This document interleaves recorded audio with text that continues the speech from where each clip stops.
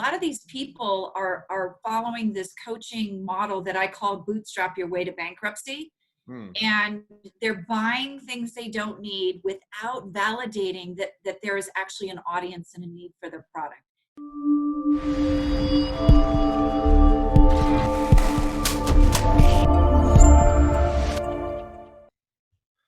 Hi, everybody, and welcome to another episode of the Inventive Journey. As you guys know, we go through on each episode and we meet different guests. So we go through kind of everybody has their own journey and to invention and how they get their startups and small businesses going and the path they take. So today we have Juliet on the podcast, and she's going to tell a little bit, give you a quick background, and I won't try and ruin too much of her story. She's done everything from traditional book publishing to car sales to working with Mattel, as well as for Hot Wheels and Barbies, and so all sorts of interesting paths that takes her up till today, and I'll let her share a little bit more about her, but certainly a fun journey and a fun path to listen to. So with that, I'll turn it over, and you can tell everybody a little bit about the journey and the path you've taken and what you do. Well, thank you, Devin, for having me on. And I love you said car sales. I've never been a car salesman, but I'll explain that in a minute. My journey's been one of those where when you're in it, you're like, what does this all mean? And then one day you wake up and you're like, oh, okay, I get it now. So when I graduated from college, I was working in traditional publishing at Price Stern Sloan HP Books, and I actually have a degree in horticulture. So HP Books was a very good fit. They did agricultural books, gardening books, things like that. And then from there, I went on to Juliet Advertising. That's where the car sales comes in. I worked on a big car account, $1 billion account, Nissan. And it wasn't car sales as much as it was the ad spend and production and doing this on a regional level, because believe it or not, these people know their avatars, they know their product, they know what sells best in what region of the country, and it's all different. If you take something like California, they're not going to sell as many SUV and snow vehicles as they do in Salt Lake. They're going to sell a lot more convertibles. So different demographics as well. They have a large Hispanic community in that area, Florida, Texas, which we don't traditionally have up where we're at either. So from Juliet, I really learned a lot about building avatars, what it takes to get your product to market in front of the right people. And from there, I went to Mattel Toys and worked on Barbie and Hot Wheels. Real quick, so for those that don't know, what is building an avatar, or what is an avatar? So an avatar is your ideal client. So the demographic, the geographic, the psychographics of what makes up your ideal buyer. Let's take an SUV in Salt Lake. Usually those people that are doing it are, 35 to 65. I'm just guessing here right now, but, they're athletic, or, they're driving in the snow a lot, so they need a 4-wheel drive. And then what do those people do on weekends? What do they do in the evenings? Where do they hang out? So, they pretty much know everything about the ideal client and where they're at and what they do. So that's what an avatar is. Mattel Toys, when I worked there on Barbie and Hot Wheels, of course, a different sort of avatar, because you're selling to children, but those children don't actually have purchase power. They turn around and whine and scream and say, oh, I need that Barbie to their parents. And we all know that it's not really a need, it's a want, but those parents buy them anyway. So a little bit different track. Sometimes it becomes a need if your kids bug you long enough that it turns from a want to a need. Right. I need you to just be quiet about this thing. It does, especially with little kids, because they just get obsessive about it. Yeah. From Mattel, I actually, I was traveling a lot, and I decided that I was going to be a stay-at-home mom. And so I quit there. I was at home about 2 weeks, and I was like, oh my God, this is the hardest job I've ever had. And I got a real estate broker's license and sold real estate in the Santa Clarita Valley. I rose very quickly with my team to being one of the top teams at an office of 400 people, mainly because I knew how to market. And in 2008, this is sort of the start of where I'm at today. I was going through a horrible, horrible divorce, and I had a lot of time on my hands. The kids were going back and forth. So, suddenly I didn't have kids half the time. So I wrote my first mystery novel. And I'm pretty well known in that area because I went the cathartic route and I killed my ex-husband in my first book, Players. And Not being in in a real life, smaller just in the community. book. What? I said, not in real life, just in the book. Just in the book, which kept me out of felony orange, so it was a good thing. I got to do it and not get caught and not go to jail. And but everybody knew from the description that it was my ex-husband. So pretty popular novel. But what I found out from that experience was that I self-published for the first time. And I thought, coming from traditional advertising, that I would really understand what was going on with it. And I really found a model that didn't serve authors at all. It was all about profit for the publisher. And I think the best way I can describe it is, think about, Devin, if I was going to design a business card for you and I charged you $75 for the design, and then I turned around when you bought the box of cards and I said, hey, by the way, I know you paid me to design this, but now I want 50% of everything you make from those cards. You would probably hand the box back and say, no, thank you. But that's exactly what the self-publishing world was doing. And it was a crazy, crazy model. They weren't teaching authors how to really get out there. They weren't selling the things to authors that really propelled them into what the reasons that they wrote those books, that notoriety. So by my second book, I learned how to self-publish, a print on demand. And I was also testing ways to build platforms at that point too. And by my third book, I had sold over 25,000 copies of some really bad mystery novels. So the process worked. All right. With it. So from there, I started having a lot of nonfiction authors who were also coaches and speakers bringing me their books because I had proven that I could sell books. And what we kept hearing over and over from them was that they had gone to a business growth seminar of some sort, and they were relating to that guru in the room that their products and services weren't selling. And so, of course, the answer was, pay me $10,000. I'll help you write a book. We'll get it published, and then everybody will know you. So when they brought me the book, I listened to that, and I said, yeah, that's not why your stuff's not selling. And, I'm sorry you had to write that book and go through that and spend all that money, but really we need to get down to why your stuff isn't selling. Do you have a market? Is this even a product? And that's where we develop the assessment marketing process around this that authors, coaches, and speakers are using to not only do market research with their products, but gather leads and qualified leads of their own. Okay. No, that is a very interested and sordid tell. Almost, you could almost write a book about that yourself. So maybe Right? that'll be your next book. So do you still write any, or have you switched now overall into helping others to find their markets and to find who they are and do lead generation and all that? Where do you split your time, or do you split your time?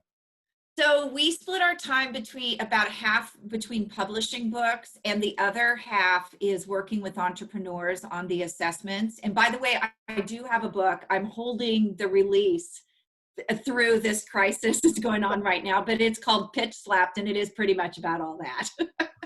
All right. Well, then it'll be a follow on to this conversation. Yes, it will be. Yeah, we actually are working quite a bit with entrepreneurs who don't have books these days because they'd like to sell more of their coaching programs. And being an IP attorney, that when someone has an idea, before they can get investors, they have to have all this validated. And you can't get that funding without validation. When you're a coach, a lot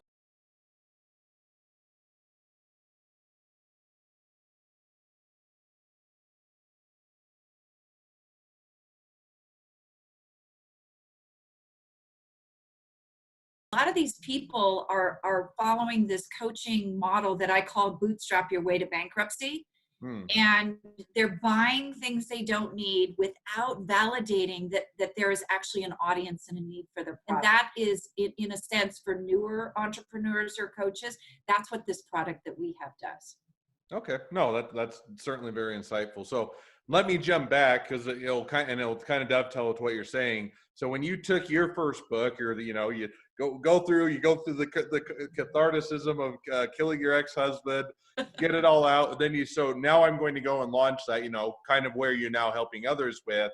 But what was the process? Or, because I have a friend that did books that were more for, I think it's Monster Hunters, and he does, Monster Hunter International, and he does a lot of book tours. From what I hear, and don't dive into it as much, but he does a lot of book tours and he does a lot of conferences and everything else. So, what was your path that, if you're to say now, somebody that was starting to write their book today, or, somebody that was just getting launched and they hadn't gone through any of that, what was your path that, reaching back in time to how you wrote your first book, to getting it published, figuring all that out? So I didn't really have a path back then with my first one. It was interesting. I didn't sell many of my first book until later on. So it was all experimental. I did a lot on social media. I did a lot of what I tell people not to do today, which you've probably seen yourself on social media. People are, buy my book, buy my book, buy my book. And I can immediately tell when you're doing that you haven't built your audience in advance. So fiction is a little bit more difficult to get out there, but if you're a nonfiction writer, building that audience first and finding out exactly what they want and need from you is the key ingredient to a bestseller, because now you have an audience that's following you and you've just written the book that they want to read. So that would be my suggestion to doing that. So social media, getting out speaking, having those programs selling, and using that book as a low barrier entry level for people to find out more about you. Okay. No, that is certainly insightful and helpful. So now I'm going to jump back to your failures, because I always, one of the keynotes or key themes in the podcast is you always get to hear everybody's highlight reels, right? You get to hear all the successes, and people tend to gloss over their failures or what they didn't do right or what they didn't figure out, just because you don't want to have to revisit that. But for this podcast, we'll revisit it a little bit. So when you're doing all of what you said the wrong things are, first of all, maybe for everybody, what were the wrong things? You jumped into it a little bit, but then how did you get to figure out how that those were the wrong things, or you should stop doing it? It was just ran out of money, and so you said, well, I don't have any more money to do Facebook's, advertising and that, or was it, oh, this isn't working? Or how did you kind of figure out what was the wrong things and then how to correct that? So that is such a great question. I mentioned that coaching industry, that bootstrap to bankruptcy model they have. I was going to a lot of these seminars that everybody else was going to, and I was watching, and I bought a few of those programs that didn't really give results. And the more I looked at it, and like you said, with Facebook advertising and things like that, nobody was going to buy a $2,500, a $10,000, a $15,000, $20,000 program without having a personal relationship with you, without actually knowing. And I think that was the point where I said, you know what, these guys are wrong. A click is not a relationship. And so you have to have a platform where you're actually talking to other people and building rapport and trust. And that's where I kind of threw that model that they were doing out the window and said, let's put this together in the right way and actually build relationships with people. Okay, so now I'm going to press you a little bit more. So when you figured that out, was there a point that you figured that out? Was it just kind of after you tried it enough times and didn't get the results? Because a lot of times when you get to inventors and startups and that, you never quite know if it's, I just need to stick with this a little bit longer, and it takes long enough, or I just need to stick with it or do it right, versus I pull the ripcord and try something new. And so what is that kind of that inflection point of, okay, I decided this isn't going to work, I'm going to give up or abandon it, or those type of things, versus oh, I just need to work at it a bit harder, or do it a bit longer. So how did you make that decision? That decision came from spending money on Facebook ads, driving traffic to webinars, and in the interim, going to events and really saying, okay, I'm spending all this money over here, and this doesn't appear to be working. And I've given it, I always give something a year. I gave it a year. I dropped a lot of money on it. It wasn't working.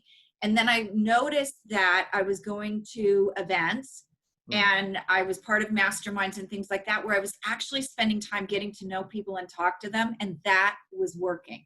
So, and it wasn't costing me nearly as much. So that was the point where I said, okay, you know what? I'm not getting the ROI from what I've been trying over here. I seem to be much better in person. So I'm going to spend my time and money over in this section. But it was eye-opening. I spent a lot on digital marketing and no results. And I don't think I've really talked to many people who have gotten the kind of results they're looking for with an intellectual product. If you have a physical product, it works because people are really good at seeing. But when you're selling something like coaching, it's a difficult sell. Well, and that, even physical products. I've talked with other inventors, and a little bit of the myth that's always out there is, oh, you can come up with a great idea and you just can throw it up on Facebook and everybody will buy it and they'll clamor to it, and it's as simple as that. And you just put up a few Facebook ads and your business is launched and you're a millionaire. And yet I've yet to see, with maybe very rare exception, that model ever works for everybody. It's always, you have to figure out your specific model, what actually resonates with your clients and with your customers. And the other one is, it's not always the same thing. Even as you mentioned, fiction books versus nonfiction books, or biographies, or all of those. And it seems like some of them, like, the person that I know, fiction does very well when he does a whole bunch of conventions, because you have, people like going to, maybe not with coronavirus, but normally they like to go with Comic-Cons and they like to actually meet the author and kind of get inside their head as to how they wrote it. And yet on other ones, for coaching and other things, that can be a completely different market. So I completely understand and resonate with the kind of figuring out what is the ROI. And sometimes that comes from a little bit of trial and error, and other times it comes from work or trying multiple things. And sometimes the hardest thing is not that something even doesn't work, it doesn't work as well as some of the others. And so you always hate to pull the ripcord on something that kind of works, but you have, because it kind of works, you'll say, well, I'll keep it going, when really you should dump your resources and time and effort to what gives you the best ROI. Exactly. And really not getting caught in shiny object syndrome, because there are people out there who will hype that they're getting great results with things. And I'm going to give you a great example. I knew someone about 3 years ago who said, oh my gosh, I've got hundreds of people on my webinars. And she was one of my competitors. And I showed up for a webinar and she was using Webinar Jam, and she forgot to turn off the feature that showed how many people were on the webinar. And she kept saying, welcome, I've got like 400 people on here today. And you could see she had 32. That is a good example. But sometimes you just have to fake it till you make it. But other times you got to quit faking it because you're not making it. So that is a good example. Well, kind of wrapping towards it, it's been a great conversation, and what we try and keep things about 20 to 30 minutes. We're kind of coming up on that.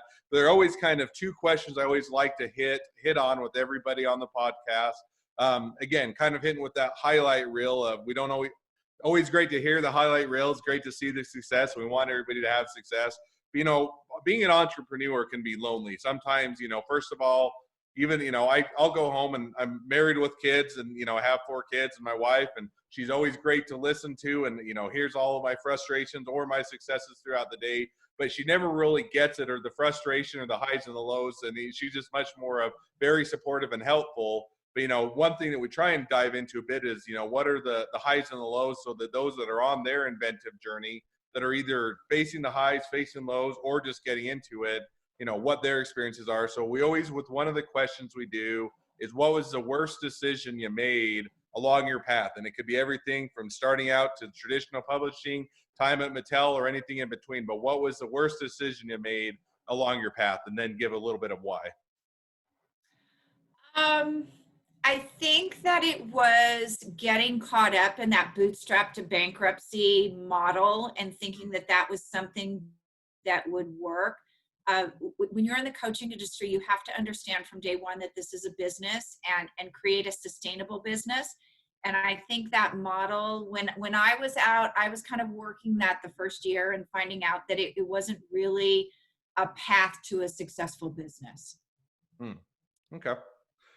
And then second question I always ask, and that's always great to hear, what almost pitfalls to avoid, and what doesn't work. But then I always flip the question and say, okay, now knowing what you've done, going through your journey up until this point, what would you give someone that was just starting out on the kind of the coaching or the publishing type route, and how to do that? What would be the one key of advice you'd give for that startup or that individual? Go out and cultivate your audience first. Put your ideas out there and test them. Don't start creating something to sell until you have an audience that's telling you that they will purchase it. You can waste a lot of time and money doing it the other way around, creating a product and then going and finding your audience. Okay. And I'm going to dive a little bit deeper into that, because I always find that interesting. And I always work with inventors that are on both sides. Sometimes I'll get inventors, doing intellectual property and patent trademarks. They'll come in, their product is ready to launch, and they don't even have a marketing plan or how to go out and sell it or anything else. And now they're trying to figure that out. And you'll get somebody on the opposite end that does I've got a great idea, and all I need to do is go and sell it. And, they haven't even figured out how to implement that idea, but they have a great idea. And both of them are, kind of different ends of the spectrum. So how do you know, how far do you need to push it? And, within your experience in your industry, how far do you push it, or how well defined do you have it before you start to go out and sell it, or start to see what interest level people have? How far do you have it defined out? Well, with a coaching program, I usually will put an outline down and write a sales page and start talking about it. And I think your biggest cue there, and I did have this back in 2017, is when you start talking about it one-on-one with people, and somebody says, hey, how much is that? Can I buy it? And if they're willing to pull out a credit card and talk to you about pricing, and they're willing, you see it over and over and over, which I did have that happen with one of our current programs. I knew I was onto something, and I took the credit cards and I stayed. It was stressful, but I didn't have it created. I just had an outline, and I stayed a week ahead of the people who bought it all the time. But it turned out to be our most successful program. So I think the point of that was I had enough there. I had my marketing created. I knew what I wanted to sell. And if I wasn't getting a yes, I was getting feedback on, that sounds really great, but what if it had this? So then I had some points to think about as well, without having to actually put out a bunch of money to create, or time to create. And so that's probably for me, that the point where I know that something's ready is when people will say, yeah, you know what, I want that. How much is it? And how do I purchase that? Do you have a payment plan? You're on to something then.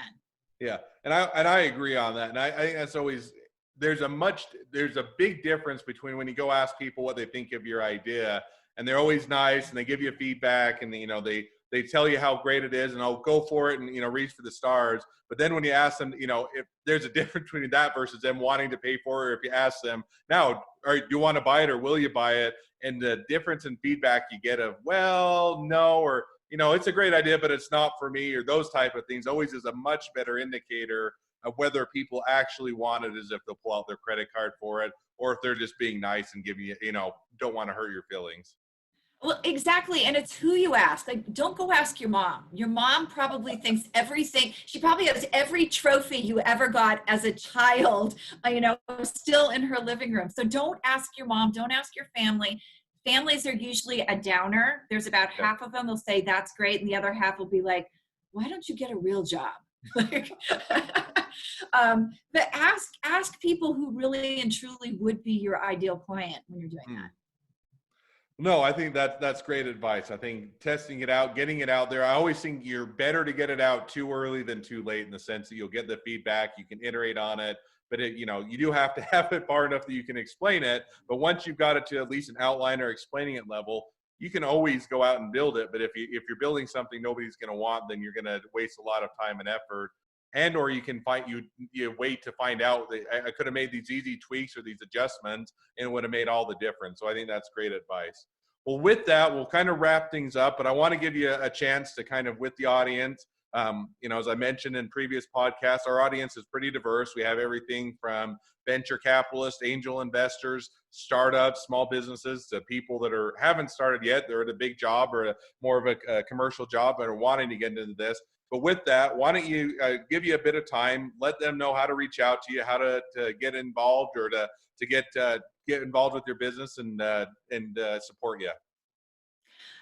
Well, I'd love to have you take one of our assessments. You can go over to www.leadlogicquiz.com and grab one over there and see how your lead generation skills are.